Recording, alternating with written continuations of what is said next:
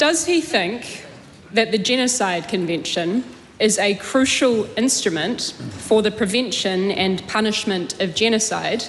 And if so, why has New Zealand, under his government, neglected to join South Africa's International Court of Justice case against Israel, despite how we joined Ukraine's case against Russia in 2022? Well, they're different situations. What I'd say to you is they're different situations, and we respect the ICJ rulings, and we'll continue to do so.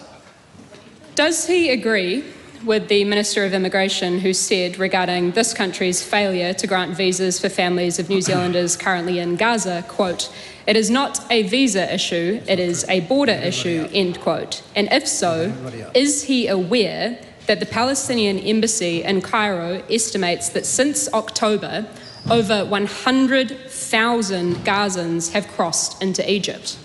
Well, what I'd say to the member is that immigration is prioritising individual visa applications. And we look at each successive governments, the previous government and our government, look at each conflict on its merits. For example, Labor said yes to a special visa for the Ukraine, but said no to a special visa for Sudan, for example. And so what we've done is we're looking at the situation in Gaza. It is different. There is real challenges around documentation. There is limited consular support. The borders have been effectively closed, and we will continue to access each and individual case and process it on its merits. How?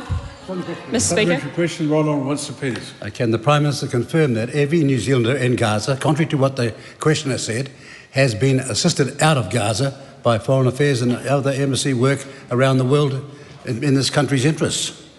Yes, as I understand it, the consular support services got Kiwis who wanted to leave out very, very early.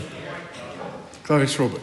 How is the situation in Gaza different, as the Prime Minister keeps saying? As I said, we look at each conflict on its merits. Subsequent governments have done that. In this case, the situation in Gaza is different. People have very limited access to documentation. There is limited consular support, and the borders have been effectively closed. That's why we're doing it on a case-by-case basis.